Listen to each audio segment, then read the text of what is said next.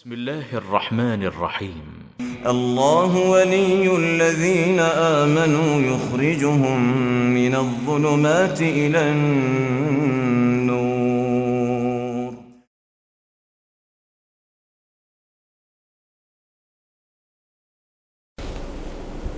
بسم اللہ الرحمن الرحیم نحمدہ ونصلی علی رسولہ الکریم اما بعد معزز ناظرین کرام السلام علیکم ورحمۃ اللہ وبرکاتہ۔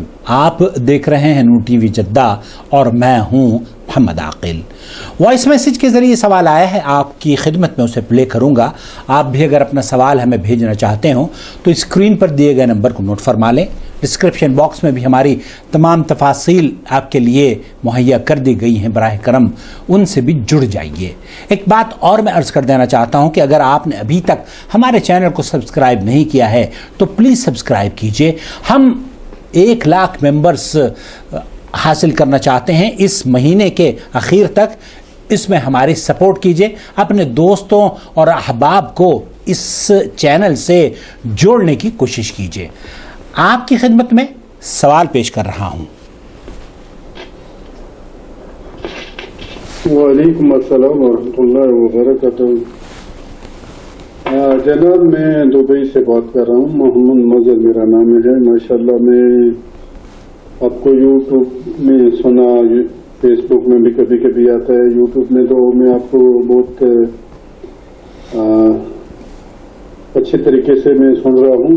میرا سوال ہے یہ کہ جیسا کہ ایشیا میں یا حنفی مسلک سے تعلق رکھنے والے جتنے بھی حضرات ہیں وہ جو نیت کرتے ہیں وہ کیا وہ صحیح ہے یا حدیث کی روح سے آپ پلیز ہمیں بتائیے۔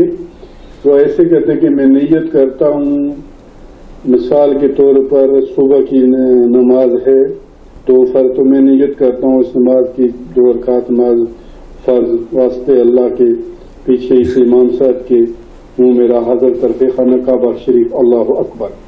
تو یا یہ مطلب یہ صحیح ہے، نیت یہی صحیح ہے یا کہ نیت کچھ اور طریقے سے، جیسے کہ کچھ علماء یا کچھ ہم نے سنا ہے کہ جب جیسے آپ فرض پڑھ رہے ہیں تو جیسے صبح کے فرض سمجھ لیں، بس ارادہ کر لیں دل میں بسم اللہ پڑھ کے 2 رکعت نماز پڑھ اللہ اکبر، تو پھر جو طریقہ کار ہے نماز کا ثنا ہے الحمدللہ جو بھی آگے جو سوال آپ نے سن لیا ہے، بہت اہم سوال ہے اور اس کا تعلق توحید کے بعد مسلمان جب اسلام میں کوئی غیر مسلم داخل ہوتا ہے کلمہ شہادت پڑھنے کے بعد تو سب سے اہم کام جو اسلام کا ہے وہ ہے نماز۔ نماز کا آغاز جب نیت سے کیا جاتا ہے، یہ بھائی جان یہ جاننا چاہ رہے ہیں کہ حنفی مذہب میں خاص طور پر یہ ہر کتاب میں لکھا ہوا ہے کہ 4 رکعت نماز ظہر کی، وقت عصر کا، منہ میرے کعبہ شریف کی طرف، پیچھے اس امام کے، وغیرہ وغیرہ، اس طرح کے جو الفاظ ہیں یہ اس کی کیا حیثیت ہے؟ دراصل ان الفاظ کو مختلف زبانوں میں لکھا گیا ہے۔ اردو میں بھی لوگ کرتے ہیں، عربی میں بھی لوگ کرتے ہیں، پشتو میں بھی لوگ کرتے ہیں اور ملیالم اور دوسری زبانوں میں بھی اس کو کہا جاتا ہے۔ جبکہ آپ کو یہ جان کر حیرت ہوگی کہ اس سلسلے میں زبان سے نیت کرنی چاہیے یا نہیں کرنی چاہیے، میں آپ کی خدمت میں اس وقت کے جو موجودہ مفتی ہیں سماحت شیخ عبدالعزیز آل شیخ حفظہ اللہ، وہ مفتی مملکت سعودی عرب ہیں، اور ان سے پہلے جو 30 سال مفتی رہے سعودی عرب کے شیخ عبدالعزیز ابن باز رحمۃ اللہ علیہ، ان دونوں کا فتویٰ نقل کروں گا تاکہ آپ کی بات سمجھ میں آئے۔ براہ کرم دونوں فتوے غور سے اخیر تک سنیے گا۔ لیجئے سب سے پہلے میں آل شیخ حفظہ اللہ کا فتویٰ نقل کر رہا ہوں جو مفتی ہیں موجودہ دور کے عبدالعزیز آل شیخ حفظہ اللہ۔ محققین کا، محدثین کا، علماء کرام کا یہ موقف ہے کہ نیت کا جو مقام ہے وہ دل میں ہے. اور شریعت میں اس بات کا کوئی ثبوت نہیں ملتا کہ اس کو زبان سے ادا کرنا چاہیے. امام احمد بن حنبل سے پوچھا گیا کہ تکبیر کے بعد اقامت جب کہی جاتی ہے، اقامت کہنے کے بعد اور تکبیر تحریمہ جب اللہ اکبر کہا جاتا ہے، اس کے درمیان کوئی چیز پڑھنی چاہیے؟ تو امام احمد بن حنبل نے فرمایا لا، اس کے درمیان کوئی چیز نہیں پڑھنی چاہیے، کیونکہ اللہ کے رسول صلی اللہ علیہ وسلم سے ایسی کوئی چیز، ایسی کوئی بات وارد نہیں ہے. نیت محلھا قلب، یہ جو نیت ہم کرتے ہیں نا، اس کا جو مقام ہے وہ دل ہے، قلب ہے، اور اس کو زبان سے ادا کرنا یہ جائز نہیں ہے، نبی کریم صلی اللہ علیہ وسلم سے ثابت نہیں ہے. آپ اگر وضو کے لیے کھڑے ہو رہے ہیں تو آپ کی یہی نیت ہے کہ آپ نماز کے لیے کھڑے ہو رہے ہیں، نماز کے لیے وضو کر رہے ہیں، آپ کے دل میں یہ نیت پیدا ہو گئی ہے اور وہ کافی ہے. آپ اگر مسجد میں جا رہے ہیں تو کس لیے گئے ہیں؟ نماز کے لیے نا. آپ صف پہ کھڑے ہو رہے ہیں، آپ کو پتا ہے ظہر کا وقت ہو چکا ہے، تو آپ ظہر کے لیے نماز کے لیے گئے ہیں نا. تو یہی نیت ہے جب آپ وضو کرنے کے لیے کھڑے ہو رہے ہیں، محلھا قلب. جب آپ جا رہے ہیں تب آپ کے دل میں یہ نیت پیدا ہو چکی ہے کہ آپ مسجد میں نماز پڑھنے کے لیے جا رہے ہیں. جب آپ صف میں کھڑے ہو گئے ہیں تو آپ کے دل میں یہ نیت پیدا ہو چکی ہے کہ آپ نماز پڑھنے جا رہے ہیں. اس طریقے سے جو الفاظ کہے جاتے ہیں کہ میں ظہر کی نماز کے لیے وضو کی نیت کر رہا ہوں، میں ہاتھ دھونے کی نیت کر رہا ہوں، میں پیر دھونے کی نیت کر رہا ہوں، میں منہ دھونے کی نیت کر رہا ہوں، مفتی مملکت سعودی عرب یہ فرما رہے ہیں. اسی طریقے سے نماز پڑھنے سے پہلے یہ کہا جاتا ہے کہ نویت ان اصلی للہ، میں اللہ کے لیے یہ نماز پڑھ رہا ہوں. اب الظہر 4 4 رکعت ظہر کی پڑھ رہا ہوں، معموم ہوں، امام نہیں ہوں، مقتدی ہوں، امام نہیں ہوں. اور میں امام یہ کہتا ہے کہ میں امام بطور امام نماز پڑھ رہا ہوں، مقتدی نہیں ہوں، وقت پر ادا کر رہا ہوں، قضا نہیں پڑھ رہا ہوں. یہ اس کی کوئی اصل نہیں ہے. یہ تمام باتیں غیر ثابت شدہ ہیں. یہ وہ کام ہیں جن کے بارے میں اللہ رب العالمین نے حکم نہیں دیا ہے. یہ نبی کریم صلی اللہ علیہ وسلم سے یا صحابہ سے وارد نہیں ہوئی ہیں. اور وہ باتیں جو کہ کتاب اور سنت میں وارد نہ ہوں اور ہم انہیں کرنا شروع کر دیں اچھا سمجھ کے، یہی تو بدعت ہے. التلفظ بالنیہ، شیخ فرما رہے ہیں، شیخ الاسلام ابن تیمیہ رحمۃ اللہ علیہ نے فرمایا کہ یہ زبان سے نیت کرنا بدعت ہے. آپ اگر عمر نوح بھی پالیں گے اور حدیث تلاش کریں گے، عمر نوح آپ کو مل جائے، 1000 سال پوری عمر آپ گزار دیں، قیامت تک بھی کوئی آپ کو ایسی حدیث نہیں ملے گی جس میں اللہ کے رسول صلی اللہ علیہ وسلم سے اس بات کا ثبوت ملتا ہو کہ آپ نے زبان سے نیت کی ہو. اب میں آپ کو لے کر چلتا ہوں سماحت شیخ عبدالعزیز ابن باز کی مجلس میں، جہاں ان سے سوال کیا جا رہا ہے کیا ان الفاظ کا کہنا جائز ہے؟ کیا یہ بدعت ہے؟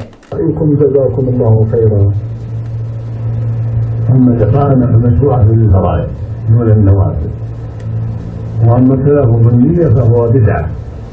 اما الاقامہ فمشروع للفرائض دون النوافل. شیخ فرما رہے ہیں کہ اقامت جو کہی جاتی ہے، تکبیر، اللہ اکبر اللہ اکبر، اشہد ان لا الہ الا اللہ واشہد ان محمد رسول اللہ، حی علی الصلاۃ حی علی الفلاح، قد قامت الصلاۃ قد قامت الصلاۃ، اللہ اکبر لا الہ الا اللہ. یہ جو تکبیر ہے یہ نوافل میں نہیں ہے، صرف فرائض کے لیے ہے. اور فرائض میں یا نوافل میں زبان سے نیت کرنے کی کوئی دلیل نہیں ہے.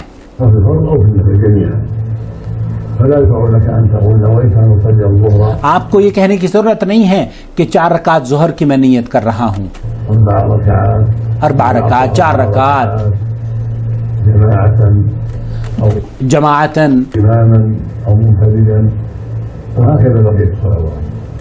لأن هذا لا يفعله الرسول صلى الله عليه وسلم ولا أصحابه. کیونکہ یہ اللہ کے رسول صلی اللہ علیہ وسلم سے ثابت نہیں ہے. اللہ کے رسول صلی اللہ علیہ وسلم نے زبان سے نیت نہیں کی ہے. ولا أرسل إليه ولا دل عليه عليه الصلاة والسلام. وقد قال عليه الصلاة والسلام من عمل عملا ليس عليه أمرنا فهو رد. کیونکہ اللہ کے رسول صلی اللہ علیہ وسلم نے فرمایا ہے من عمل عملا لیس علیہ امرنا فہو رد. اگر کوئی شخص ایسا کام کرتا ہے جس پر ہمارا حکم نہیں ہے تو وہ رد کر دیا جائے گا, وہ قابل قبول نہیں ہے. وقال عليه الصلاة والسلام من أحدث في أمرنا هذا ما ليس فهو رد. اور اللہ کے رسول صلی اللہ علیہ وسلم نے فرمایا کہ جو ہمارے اس دین میں نئے مسائل گھڑ کر پیش کرتا ہے جو اس میں سے نہیں ہیں وہ مردود ہیں, وہ قابل قبول نہیں ہیں. مسلمانوں پر یہ واجب ہے کہ اس بدعت کو چھوڑ دیں. یہ زبان سے نیت کرنا نماز کی ہو یا روزے کی ہو اس کی کوئی حیثیت نہیں ہے.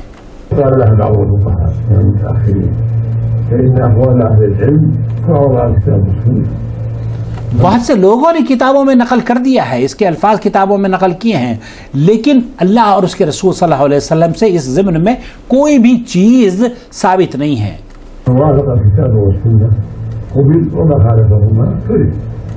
جو چیز نبی کریم صلی اللہ علیہ وسلم سے ثابت ہو, جو چیز کتاب اللہ اور سنت رسول صلی اللہ علیہ وسلم سے ثابت ہو وہی دین ہے, اسی میں ہمارے لیے نجات ہے, اسی پر عمل کرنے میں اللہ رب العالمین کی رضا ہم حاصل کر سکتے ہیں.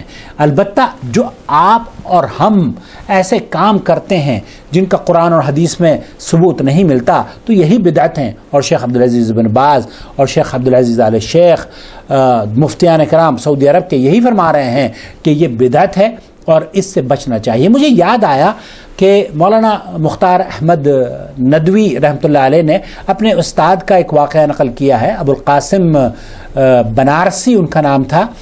وہ ایک مسجد میں نماز پڑھنے کے لیے گئے اور انہوں نے جا کر جب لوگوں کو یہ کہتے ہوئے سنا کہ نیت کرتا ہوں میں اس نماز کی واسطے اللہ تعالیٰ کی منہ میرا کعبہ شریف کے پیچھے اس امام کے 4 رکعت نماز ظہر وغیرہ وغیرہ, تو اللہ اکبر جب یہ سب کہہ رہے تھے تو مولانا ابو القاسم نے بھی کہا کہ میں نیت کرتا ہوں میں اس نماز کے واسطے اللہ تعالیٰ کے, اور داہنی طرف جو کھڑا ہوا ہے میں نہیں جانتا, بائیں طرف جو کھڑا ہوا ہے وہ میں نہیں جانتا, امام کو بھی میں نہیں جانتا, پیچھے والے کو بھی میں نہیں جانتا, اللہ اکبر. اب لوگ بڑے حیران, یہ عجیب و غریب آدمی ہے, یہ نئی چیزیں اس نے نیت میں ہی نئی چیز گھڑ کر پیش کر دی ہے. سلام پھیرا گیا, نماز ختم ہو گئی تو لوگوں نے گھیراؤ کر لیا اور کہا مولانا آپ تو بڑے اتنا ماشاءاللہ سے آپ کو علم ہے, وضو قطع کے مالک ہیں آپ, یہ تو بتائیے کہ آپ یہ جو الفاظ آپ نے ادا کیے ہیں یہ کہاں سے آپ لے کر آئے؟ تو مولانا ابو القاسم نے کہا کہ میں نے دیکھا کہ میری برابر میں جو نماز پڑھ رہا ہے وہ یہ کہہ رہا ہے اور میری آگے پیچھے جو نماز پڑھ سب یہی کہہ رہے تھے, تو میں نے یہ سوچا کہ میں بھی اسی طرح کی بات کہوں, تو میں نے کہہ دیا. کہا یہ تو آپ نے غلط کہا ہے, ایسے الفاظ تو ادا کرنے ہی نہیں چاہیے. تو مولانا نے کہا کہ آپ نے جو الفاظ کہے ہیں وہ الفاظ ادا کرنے چاہیے. یہ کس نے کہا ہے؟ کیا قرآن اور کتاب و سنت میں ایسے الفاظ موجود ہیں؟ انہوں نے کہا نہیں, کتاب و سنت میں تو ایسے الفاظ موجود نہیں ہیں. تو جب کتاب و سنت میں ایسے الفاظ موجود نہیں ہیں اور آپ کر رہے ہیں تو آپ مجھے کیسے روک سکتے ہیں؟ تو سوال جب مولانا نے ان لوگوں سے کیا تو سب شش در رہ گئے اور انہوں نے کہا کہ بھئی بات تو صحیح ہے, اگر ہمارے اعمال کی جو ہم نیت کر رہے ہیں اس کی دلیل قرآن اور حدیث میں موجود نہیں ہے تو جب ہم دوسروں کو روک رہے ہیں کہ بھئی یہ نہ کرو کیونکہ آپ کا عمل قرآن و سنت میں موجود نہیں ہے, ہمیں بھی وہ عمل نہیں کرنا چاہیے جو قرآن و سنت میں موجود نہیں ہے. اپنا خیال رکھیے اور دعاؤں میں یاد رکھیے اور ہمارے چینل کو دیکھتے رہیے اور بدعتوں سے اپنے آپ کو پاک رکھیے. والسلام علیکم ورحمۃ اللہ وبرکاتہ. آپ کئی لوگوں کے بارے میں یہ سوال عام طور پر ہوتا ہے کہ جناب آپ نے یہ نہیں بتایا کہ ہم کریں تو کیا کریں, حالانکہ سائل نے ہی بتا دیا ہے کہ آپ کو کچھ کرنے کی ضرورت نہیں ہے. شیخ عبدالعزیز آل شیخ نے بھی یہی فرمایا کہ جب آپ وضو کر کے نماز کے لیے کھڑے ہو رہے ہیں وہ نیت ہے, زبان سے کرنے کی ضرورت نہیں ہے, دل میں آپ کی نیت پیدا ہو گئی ہے وہ کافی ہے. آپ وضو کے لیے کھڑے ہوئے, وضو کر لی, اب آپ نماز کے لیے کھڑے ہوئے، اللہ کی طرف قبلہ رخ ہو گئے، تو آپ قبلہ رخ کھڑے ہوئے ہیں اس لیے کہ آپ نماز پڑھیں گے، تو آپ کو الفاظ سے دہرانے کی ضرورت نہیں ہے۔ اور یہ ضرورت کیوں نہیں ہے؟ اس لیے نہیں ہے کیونکہ اللہ اور اس کے رسول اور صحابہ، تابعین، تبع تابعین، محدثین کوئی بھی اس پر عمل نہیں کیا کرتا تھا۔ جو لوگ عمل کرتے ہیں آج کے دور میں وہ بدعتوں کو جنہوں نے خاصا چمٹایا ہوا ہے اور چمٹے ہوئے ہیں بدعتوں سے، یہ وہی لوگ ہیں جو اس طرح کے عمل کو نشر بھی کر رہے ہیں۔ اللہ رب العالمین سے دعا ہے کہ اللہ تعالی ہمیں بدعتوں سے دور رکھے، آمین یا رب العالمین۔ والسلام علیکم ورحمۃ اللہ وبرکاتہ۔ الله ولي الذين آمنوا يخرجهم من الظلمات إلى النور والذين كفروا أولياؤهم الطاغوت يخرجونهم من النور إلى الظلمات أولئك أصحاب النار هم فيها خالدون